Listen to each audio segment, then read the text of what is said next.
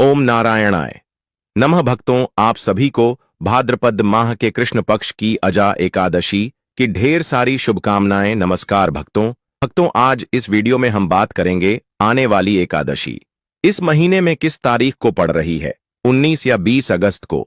भक्तों, जो एकादशी है, अजा एकादशी व्रत कब रखा जाएगा, व्रत का पारण कब किया जाएगा, पूजा विधि क्या है, पूजा का शुभ मुहूर्त क्या है, व्रत के नियम क्या है, व्रत में क्या खाना है क्या नहीं खाना है, संपूर्ण जानकारी हम आपको एक छोटी सी वीडियो के माध्यम से देने जा रहे हैं। दोस्तों, यह जो एकादशी है बहुत ही शुभ योगी के निर्माण के द्वारा आ रही है, इसलिए इसका महत्व और भी अधिक बढ़ जाता है। योगिनी एकादशी का व्रत हिंदू धर्म में अत्यंत महत्वपूर्ण और पुण्यदायी माना जाता है। यह व्रत विशेष रूप से भगवान विष्णु के भक्तों द्वारा किया जाता है। शास्त्रों में इसे पाप मोचनी और मोक्ष प्रदायिनी कहा गया है।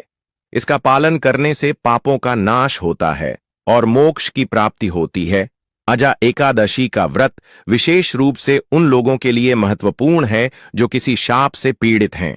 मान्यता है कि इस दिन विशेष पूजा विधि और व्रत के माध्यम से शाप का प्रभाव समाप्त किया जा सकता है और जीवन में सुख शांति की प्राप्ति होती है।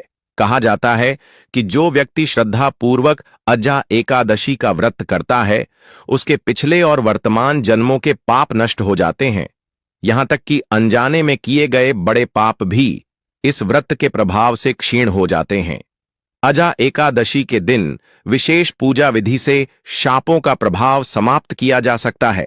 अजा एकादशी की व्रत कथा में यह उल्लेख है कि इस दिन विशेष पूजा विधि और व्रत के माध्यम से शापों का प्रभाव समाप्त किया जा सकता है और जीवन में सुख शांति की प्राप्ति होती है। इस दिन भगवान विष्णु की पूजा, मंत्र जाप और व्रत का पालन करने से व्यक्ति के सभी पाप समाप्त होते हैं और उसे मोक्ष की प्राप्ति होती है। पौराणिक कथा के अनुसार राजा हरिश्चंद्र ने इस व्रत के पुण्य से अपने खोए हुए पुत्र, राज्य और पत्नी को वापस प्राप्त किया और सत्य के मार्ग पर स्थिर रह सके। इससे यह व्रत संकट निवारण का भी प्रतीक है। साथ ही साथ अजा एकादशी व्रत करने से घर में लक्ष्मी का वास होता है, दरिद्रता दूर होती है और परिवार में सुख शांति बनी रहती है।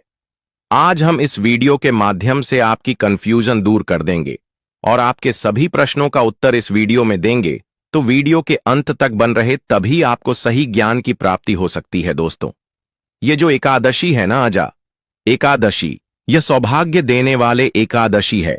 सौभाग्य कैसा? ऐसा सौभाग्य कि यदि कोई अभागी नहीं स्त्री अजा एकादशी का एक व्रत मंत्र कर ले, उसका सौभाग्य जाग जाता है। यह व्रत विशेष रूप से पुण्यदायक माना जाता है और इसके द्वारा सभी पापों से मुक्ति मिलती है।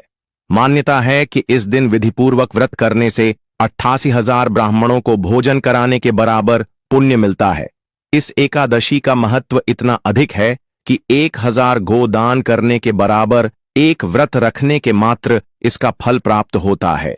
जिस व्यक्ति के यहाँ संतान प्राप्ति नहीं हो रही, यह जिसके पास हाथों की लकीरों में दुर्भाग्य हो या कहीं की बधुआ हो, तो वह दोष हमेशा के लिए मिट जाता है।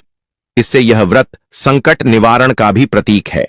साथ ही साथ अजा एकादशी व्रत करने से घर में लक्ष्मी का वास होता है, दरिद्रता दूर होती है और परिवार में सुख शांति बनी रहती है। आज हम इस वीडियो के माध्यम से आपकी कंफ्यूजन दूर कर देंगे और आपके सभी प्रश्नों का उत्तर इस वीडियो में देंगे, तो वीडियो के अंत तक बन रहे, तभी आपको सही ज्ञान की प्राप्ति हो सकती है। दोस्तों, ये जो एकादशी है ना, अजा एकादशी, यह सौभाग्य देने वाले एकादशी है। सौभाग्य कैसा? ऐसा सौभाग्य कि यदि कोई अभागी नहीं स्त्री अजा एकादशी का एक व्रत मंत्र कर ले, उसका सौभाग्य जाग जाता है। यह व्रत विशेष रूप से पुण्यदायक माना जाता है और इसके द्वारा सभी पापों से मुक्ति मिलती है। मान्यता है कि इस दिन विधिपूर्वक व्रत करने से 88,000 ब्राह्मणों को भोजन कराने के बराबर पुण्य मिलता है। इस एकादशी का महत्व इतना अधिक है कि 1000 गोदान करने के बराबर एक व्रत रखने के मात्र इसका फल प्राप्त होता है। जिस व्यक्ति के यहाँ संतान प्राप्ति नहीं हो रही, यह जिसके पास हाथों की लकीरों में दुर्भाग्य हो या कहीं की बधुआ हो, तो वह दोष हमेशा के लिए मिट जाता है। एकादशी के प्रभाव से सौभाग्य जागृत होता है। अजा एकादशी सौभाग्य को जगाने वाली है, आपके जीवन की सभी दुखों का अंत करने वाली है। अजा एकादशी आपके जीवन में आर्थिक परेशानी चल रही है तो अजा एकादशी इसका एक उत्तम उपाय हो सकता है। आपके जीवन में क्लेश चल रहा है और मोक्ष की कामना करते हैं तो इससे बड़ा कोई उपाय हो नहीं सकता।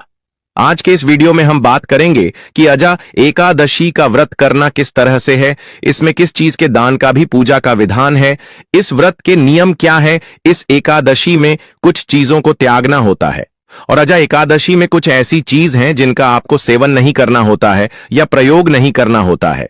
वह कौन सी वस्तु में है, कौन सी चीज है जिनको आप इस एकादशी में एक दिन पहले ही त्याग देंगे, इसके नियम क्या रहेंगे, किस विधि से इस व्रत को करना चाहिए, इस पूजन से इसको करना चाहिए, दान क्या रहेंगे, कारण कब होगा, कैसे होगा, क्या समय रहेगा, अजा एकादशी व्रत किस दिन यह करना है, शुभ मुहूर्त क्या रहेगा, पूजा का समय क्या रहेगा। इस प्रकार से इस संपूर्ण जानकारी इस आने वाली अजा एकादशी के बारे में आपको प्रदान की जाएगी।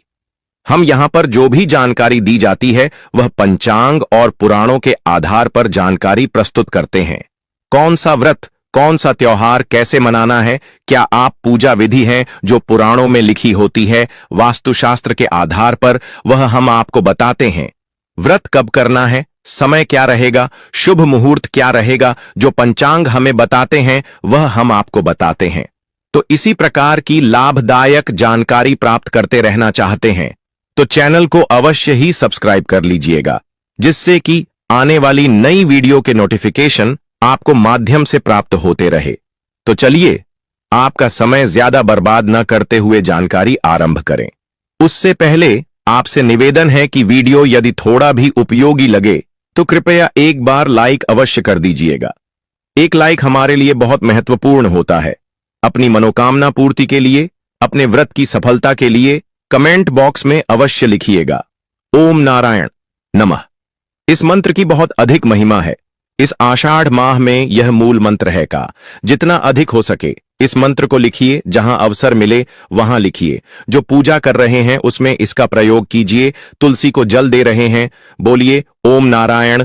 पीपल को जल दे रहे हैं, बोलिए ओम नारायण। नम पूजन कर रहे हैं, स्नान कर रहे हैं, एक ही मंत्र का जाप कीजिए ओम नारायण नमः। कमेंट कर रहे हैं तो लिखिए ओम नारायण नमः। जितना अधिक लिखेंगे, जितना अधिक बोलेंगे, इस पूरे भाद्र माह में उसका कई हजार गुना पुण्य आपको प्राप्त होगा। यह पुराणे की बात है। जानकारी आरंभ करते हैं, बात करते हैं आने वाले एकादशी के बारे में। प्रथम अर्थात भाद्र माह के कृष्ण पक्ष की एकादशी होगी और इसका नाम होगा अजा एकादशी। यह वह एकादशी है जो आपके जीवन का दुर्भाग्य मिटा सकती है। किसी एकादशी के बारे में जो पुराणों में वर्णन मिलता है ना, वह यही मिलता है कि यह अजा एकादशी वह एकादशी है जो इस दुनिया में सर्वाधिक पुण्य देने वाली है। किस प्रकार से पुराणों में सबसे बड़ा दान क्या है, कन्यादान, और अन्य दान से बड़ा कोई भी दान पुराणों में नहीं बताया गया है। मान्यता है कि इस दिन विधिपूर्वक व्रत करने से 88,000 गोदान करने के बराबर पुण्य मिलता है। हमारे सनातन धर्म हिंदू धर्म की बात करें तो सबसे बड़ा दान अनुदान है। इससे देवता, मनुष्य और पितृ तीनों को रोड़ तृप्त और प्रसन्न किया जा सकता है। इसीलिए इसको महादान और सबसे बड़ा दान कहते हैं। यह होता है कन्यादान। आप जानते हैं अजा एकादशी का एक व्रत करने से आपको 1000 कन्यादान करने का फल प्राप्त होता है। जितना अनुदान और कन्यादान दोनों को मिलाकर फल आपको प्राप्त होगा, उतना केवल एक वर्ष में एकादशी आपको कहूंगा कि अजा एकादशी के दिन खोलकर कीजिए। भगवान का पूजन कीजिए, विधि से पूजन कीजिए, विधि से कथा श्रवण करिए और विधि से व्रत कीजिए। यह व्रत आपके इस जीवन के संकट को तो दूर करेगा ही, परलोक को भी सुधरेगा। यह वह व्रत नहीं है कि केवल परलोक में आपका काम आएगा, नहीं, यह इस लोक में भी काम आएगा। अर्थात यदि आप विधि अजा एकादशी का पूजन विधान से करते हैं तो आपका सौभाग्य जागृत होगा। आपके जीवन में जो भी परेशानियां चल रही होगी, चाहे वह आर्थिक परेशानी चल रही है, चाहे वह शारीरिक परेशानी चल रही है, मानसिक परेशानी, गृह क्लेश चल रहा है, किसी से लड़ाई झगड़ा चल रहा है या काम ठीक से नहीं चल रहा है, व्यापार, नौकरी आदि की परेशानी है, जो भी जीवन में परेशानी है ना, उसका हाल यह व्रत निवृत्त को विधि से कीजिएगा, विधान से कीजिएगा, नियम से कीजिएगा। इस अजा एकादशी के नियम अन्य एकादशियों से थोड़े अलग है, वह नियम आपको बताए जाएंगे। वह ऐसा नहीं है कि मैं अपने आप कुछ बता दूंगा जो लिखा है पुराणों में, वही आपको मैं आप बताने जा रहा हूं। आप बात करते हैं कि इस अजा एकादशी का पूजन अपने कैसे करना है, साथ ही इस एकादशी के नियम क्या रहेंगे और साथ बताएंगे कि इसका कर्तव्य करना कब है। एकादशी को जो व्रत करते हैं या अजा एकादशी को व्रत जो भी करने वाले हैं, उन्हें दशमी तिथि से त्याग कर देना चाहिए। कुछ ऐसे कार्य हैं जो नहीं करना चाहिए, जैसे कांसे से के बर्तन में भोजन करना। यह आप दशमी तिथि को ही अर्थात व्रत के एक दिन पहले ही बंद कर देंगे। व्रत के एक दिन पहले से आपको कांसे के बर्तन में भोजन नहीं करना चाहिए। मांस वगैरह आदि का सेवन तो आप सभी जानते नहीं करना चाहिए। मसूर की दाल नहीं खाने चाहिए, चने की दाल नहीं खानी चाहिए, आंख हरी सब्जियां नहीं खानी चाहिए। गोंडा का साग जो आता है, चना का साथ नहीं खाना है। गोंडा का साग नहीं खाना है। मधु अर्थात शहद प्रयोग नहीं करना है। अब आप कहेंगे गुरुजी शहद अगर प्रयोग नहीं करना है तो पंचामृत कैसे बनाएंगे? पंचामृत में आप शहद के स्थान पर गंगा जल मिला दीजिएगा। दूसरे का अन्य आपको दशमी तिथि को ही त्याग कर देना है। अजा एकादशी पर आपको दूसरे का अन्य नहीं खाना है। एक दिन पहले भी दशमी तिथि को दूसरी बार भोजन भी नहीं करना है। दशमी तिथि को ही भोजन भी एक ही समय करना है। दोपहर के बाद अन्य ग्रहण नहीं करना है और स्त्री प्रसंग अर्थात ब्रह्मचर्य का पालन भी आप एक दिन पहले ही आरंभ कर देंगे कि वह नियम है जिनका पालन आपको अवश्य रूप से इस आने वाली अजा एकादशी के व्रत में करना चाहिए। और व्रत वाले दिन की बात करते हैं तो व्रत वाले दिन आपको पान नहीं खाना चाहिए। यदि किसी की आदत है पान खाने की दुकान, गुटखा आदि, उसको व्रत में नहीं खाना चाहिए। यह व्रत को खंडित करता है। दातुन नहीं करना चाहिए। जो आप मंजन प्रयोग करते हैं ना, यह मंजन भी प्रयोग नहीं करना चाहिए, क्योंकि इसमें भी या तो नमक आता है या केमिकल आता है। दूसरे की निंदा नहीं करनी चाहिए, दूसरे की चुगली नहीं करनी चाहिए, और पापी मनुष्यों के साथ तो आपको बातचीत भी नहीं करनी चाहिए। सब त्याग देना चाहिए। क्रोध नहीं करना चाहिए। मिथ्या भाषण का त्याग कर देना चाहिए। और व्रत वाले दिन अगर भोजन की बात करें, आहार की बात करें, तो फल आहार का सेवन करना चाहिए। तेल और अन्य तथा नामक, यह तीनों ही चीज इस दिन वर्जित बताई गई हैं। इनका सेवन भी आपको नहीं करना चाहिए। यह वह वस्तुएं हैं जिनका आपको परित्याग करना है, अर्थात मेन का प्रयोग और बंद कर देना है दशमी तिथि से। और जो एकादशी वाली चीज है कि अजा एकादशी को क्या नहीं खाना है, वह हमने आपको बताइए कि इसका व्रत पूजन कैसे करेंगे। तो अजा एकादशी के व्रत वाले दिन वृद्धि को सूर्य उदय से पहले अवश्य उठ जाना चाहिए। वहां चल रहा है, वैसे तो संभव हो स्नान कीजिए, क्योंकि भादो स्नान की महिमा बड़ी अद्भुत है। दोस्तों, स्नान की महिमा इतनी अधिक है कि इसका जो पुण्य है ना, वह कार्तिक स्नान से भी 1000 गुना अधिक है, और उसको ज्यादातर लोग जानते नहीं हैं। और इसका कारण भी भगवान श्री हरि विष्णु का एक श्राप है कि यह कहे कि भगवान श्री हरि विष्णु का एक वचन है जो उन्होंने यमराज को दिया था कि महिमा इसका पुण्य सभी मासूम में सर्वोत्तम है। यदि आप कार्तिक स्नान को या कार्तिक मास को सबसे उत्तम समझते हैं तो यह आपकी भूल होगी। एक बार उसे वीडियो को सुनिएगा जिसमें हमने पद्म पुराण से पूरा विवरण निकाल कर ले आपके लिए कि किस प्रकार से भगवान विष्णु स्वयं इस मानस के बारे में वर्णन कर रहे हैं, और क्यों इस मास की जो महिमा अर्थात इसकी जो जानकारी है, यह हम लोगों के बीच में वह कम होती जा रही है। इसका कारण क्या है? कलयुग में इस मास के बारे में अधिकतम लोग जानते नहीं है। इसकी महिमा, इसके महत्व को नहीं जान पा रहे हैं। इसका कारण क्या है, यह उसे वीडियो से झांत होगा, परंतु यदि आपने इस वीडियो के माध्यम से इसकी महिमा को समझ लिया तो आप छोड़ ही नहीं पाएंगे। इस भादो मास में स्नान दान होने के कार्य करना कितना अधिक पुण्य है साहब। वर्णन आता है कि यमराज स्वयं भयभीत हो गए। भादो माह के पुण्य को जब पृथ्वी वालों ने प्राप्त करना शुरू किया था, उनका पूरा नरक रोग खाली हो गया, यमलोक खाली हो गया। यमदूतों को कोई मिलता नहीं था, क्योंकि सब असद स्नान करके अपने पाप धो लेते थे। तब वह रोते हुए पहुंचे विष्णु भगवान के पास कि प्रभु, आपने यह क्या मानस बनाया है?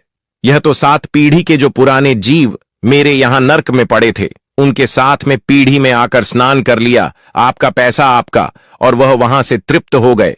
मेरा तो काम ही बंद हो गया। बड़ा ही रोचक प्रसंग है, इसको अवश्य सुनिएगा। तो एकादशी वाले दिन आपको सूर्योदय उठाना है। उठने के बाद स्नान आदि करके अपनी पूजा स्थल के साथ सफाई कीजिए और पूजा स्थल पर सामग्री एकत्र करके आसन लगाकर बैठ जाइए।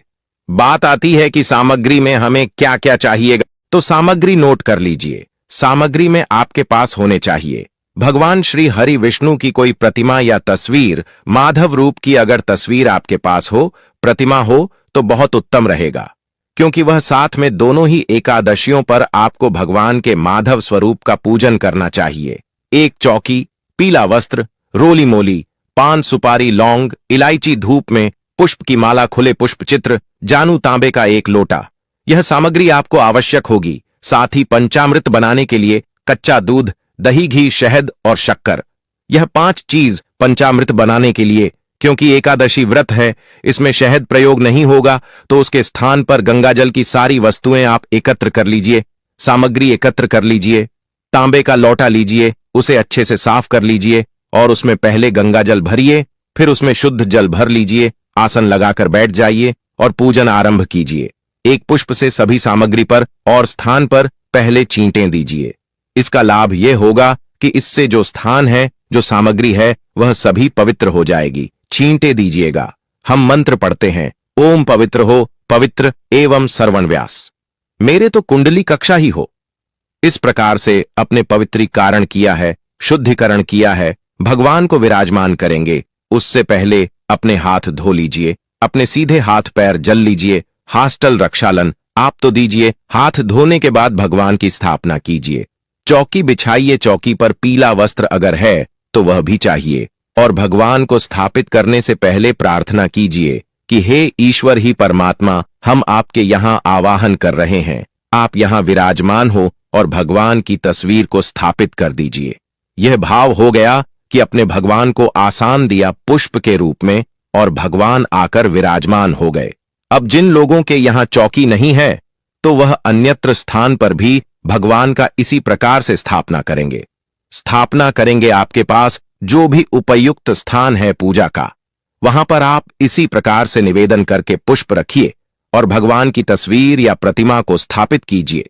राखी आप कुछ लोग कहेंगे कि हमारे पास तो पृथ्वी पर है, पूजन करना है, हमें तो हां पृथ्वी पर रखकर भी पूजन कर सकते हैं। शुद्धता का ध्यान रखें, अच्छे से साफ सफाई कर ले। किसी का कच्चा मकान भी यदि है ना, तो उसको अच्छे से लिख लीजिए, उसे स्थान को जहां अपने भगवान की तस्वीर रखनी है और पुष्प के रूप में आसान दीजिए, वहां पर भगवान की स्थापना कीजिए। वही फल है जो चौकी पर मिलेगा। और कहते हैं कि मुझे स्थान से अंतर नहीं पता, लगता मुझे आपका भाव जानना है। अगर आप भाव से पूजन करेंगे तो मेरे लिए सोने की चौकी पर बिठाने वाला और पृथ्वी पर बिठाने वाला दोनों ही बराबर है, दोनों ही समान। जिसको जितना मैंने दिया है उसको उसी अनुसार मेरा व्रत पूजन करना। स्थापना करने के बाद सामने दीपक रखिए, घी का दिया, घी के दिए के नीचे भी आसान दीजिएगा। दीपक को कभी पृथ्वी पर नहीं रखते हैं या कहीं भी सीधा नहीं रखते हैं, आसान देते हैं। और धूप रखिएगा। अब आपको दीपक को प्रचलित कर लीजिए, धूप को प्रचलित कर लीजिए और संकल्प कीजिए। व्रत करने का संकल्प करने के लिए अपने सीधे हाथ में जल लीजिए। आर्य सिक्के का सिक्का दक्षिण के रूप में कम से कम रखिए और 3 बार बोलिए, ओम श्री विष्णु, ओम श्री विष्णु, ओम श्री विष्णु। अपना नाम, अपना गोत्र, जिस स्थान पर बैठकर आप संकल्प कर रहे हैं वहां का मकान नंबर, क्षेत्र का नाम, शहर का नाम, ज्येष्ठ माह से कृष्णा पक्ष एकादशी, आयाम पुण्यतिथि, आयु आरोग्य पिता प्राप्त है, सौभाग्य प्राप्त प्यार था, यह सुख संपत्ति प्राप्त है। एकादशी व्रत पूजन संकल्पम संकट से, विष्णु शरण, शरण प्रताप। और वह संकल्प भगवान के चरणों में अर्पित कर दीजिए। हाथ जोड़कर नमस्कार कीजिए। अब आप भगवान का पूजन आरंभ करेंगे। पूजन करने के लिए भगवान के सामने एक पत्र रख दीजिए, कटोरी रख दीजिए या कोई अन्य पत्र जिसमें आप पूजा की सामग्री अर्पित करेंगे। भगवान को पहले पद आर्ग अजमानी कराया जाएगा। चल रहा है तो उसी के अनुसार मित्रों का प्रयोग करना है। भादो मास की अजा एकादशी का प्रभाव बहुत अधिक देखा गया है, इसीलिए इस प्रकार से हमें पूजन करना चाहिए। सबसे पहले भगवान को पद्य और आज मणि अर्पित करेंगे। पद्य के रूप में 1 चम्मच जल अर्पित कीजिएगा। ओम भूर्भुव स्व श्री माधवय वैष्णव नमः पद्यम समर्पयारी के रूप में जलपित कीजिए। भगवान माधव का पूजन करते हैं, भगवान के माधव स्वरूप का पूजन कर रहे हैं। ओम भूर्भुव स्व नारायणम के रूप में 1 चम्मच जल आप परमात्मा को अर्पित कीजिए। आज मैंने कराएंगे। ओम भूर्भुव नम के रूप में 1 चम्मच अर्पित कीजिए। भगवान को स्नान करेंगे। स्नान के लिए 1 चम्मच जलापित करेंगे। जिनके पास प्रतिमा है वह प्रतिमा को नहीं लेंगे। ओम भूर्भुव स्व माधव आय नमः पंचामृत बनाया कच्चा दूध दही शहद के स्थान पर गंगा जल और शक्कर। ओम भूर्भुव स्व श्री माधवय नमः पंचामृत स्नान पंचम समर्पण शुद्ध जल से स्नान करेंगे। शुद्ध जल संस्थान करने के लिए 1 चम्मच जल शुद्ध कीजिएगा। ओम भूर्भुव करेंगे। वस्त्र के रूप में मौलिक का 1 टुकड़ा थोड़ी है और वह भगवान को अर्पित कीजिए। ओम भूर्भुवा स्वाहा वस्त्रम समर्पयारियों पवित्रम या क्यों पवित्रपित करेंगे। जनवरी लीजिए, उसे पर तिलक कर लीजिए होली से और वह अर्पित कीजिएगा। ओम भूर्भुव नमः को चंदन लगाएंगे। चंदन लगाइए पवित्रम। इसके बाद भगवान को पुष्प की माला पहनाएंगे। पुष्प अर्पित करने के बाद धूप दीप दिखाएंगे। ओम भूर्भुवा स्वाहा रूपम समर्पयामि श्री नारायण नारायण दिखाएंगे। ओम भूर्भुव स्व श्री माधव आये नमः दीपम दृश्य स्वामी के बाद नावेद के रूप में क्या आप फल चढ़ा सकते हैं। मिठाई है तो मिठाई अर्पित कीजिएगा, अन्यथा आपको ड्राई फ्रूट्स और मिश्री है तो मिश्री चढ़ा सकते हैं। जो भी आपके पास उपलब्ध सामग्री है। नारायण नमः और भजन आते चल अजमानी समर्पयारी 1 चम्मच जल लीजिए, अजमानी के रूप में अर्पित कीजिए। जल जमानी करने के बाद अब भगवान को तंबू अर्पित करेंगे। तांबूल पान का पत्ता लीजिए, उसमें 2 लौंग 2 इलायची 1 सुपारी रखिए और वह अर्पित कीजिएगा। ओम भूर्भुव स्वनारायण नमः अर्पित करने के बाद दक्षिण अर्पित कीजिए। भगवान को प्रेम से ओम भूर्भुव स्वनारायण नमः शिवाय ओम समर्पयारी शुभ दक्षिण अर्पित कीजिए। दक्षिणा अर्पित करने के बाद हाथ जोड़कर भगवान को नमस्कार कीजिए। भगवान से प्रार्थना कीजिए कि यह परमेश्वर आज के दिन हमने आपका यह अजा एकादशी का पूजन किया है, हम व्रत कर रहे हैं, इस पूजन को आप स्वीकार करें और इस व्रत को हम अच्छे से कर पाए, इतनी हमें शक्ति प्रदान करें। उसके बाद अब आपने कहा सुनी है एकादशी का महत्व सुनना है। एकादशी की कथा YouTube पर सुनते समय ध्यान रखिएगा कि YouTube पर बहुत सारे चैनल किसी भी कथा को किसी भी नाम से चला देते हैं, तो सही चैनल चुने और सही ही कथा सुन।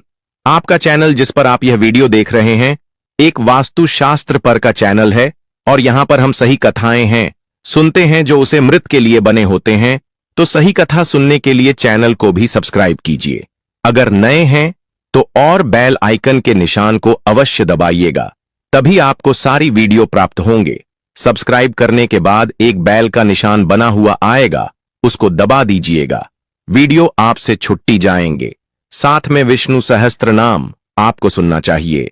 कथा, विष्णु सहस्त्र नाम और नारायण कवच, और यह तीनों ही चीज हम प्रत्येक एकादशी पर अपलोड करते हैं। इसका लाभ लीजिएगा, फिर भगवान की आरती कीजिएगा और नियमों के अनुसार दिन को व्यतीत कीजिएगा। नियम हमने आपको बताए हैं कि दिन में आपको व्रत वाले दिन सोना नहीं चाहिए।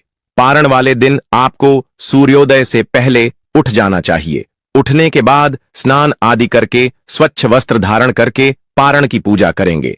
पारण की पूजा करने के बाद आप पुष्पांजलि करेंगे, जो कि क्षमा प्रार्थना होती है। किसी भी व्रत पूजन के लिए सफलता के लिए बहुत आवश्यक होती है, वह पुष्पांजलि और क्षमा प्रार्थना करेंगे। भगवान को पारण का भोग लगाएंगे, ब्राह्मण को दान आदि देंगे और उसके बाद व्रत का पालन करेंगे। वीडियो में बताते भी है तो उसको आप अवश्य देखिएगा। यहां आपको बता दें कि अब आपको व्रत करना कब है और पारण करना कब है। कृष्ण पक्ष की अष्टमी यानी जन्माष्टमी के बाद एकादशी के दिन अजा एकादशी व्रत रखा जाता है। इस साल अजा एकादशी व्रत 19 अगस्त मंगलवार को है। एकादशी व्रत भगवान विष्णु को समर्पित है। मान्यता है कि एकादशी व्रत करने से पापों से मुक्ति मिलती है और जीवन में सुख समृद्धि आती है। साथ ही व्यक्ति सभी सुखों को भोग कर अंत में विष्णु धाम को जाता है। एकादशी व्रत में भगवान विष्णु की विधि विधान के साथ पूजा अर्चना की जाती है। जाने अजा एकादशी पर बनने वाले पूजन मुहूर्त व व्रत पारण का समय। अजा एकादशी पर बन रहे पूजन। ये शुभ मुहूर्त।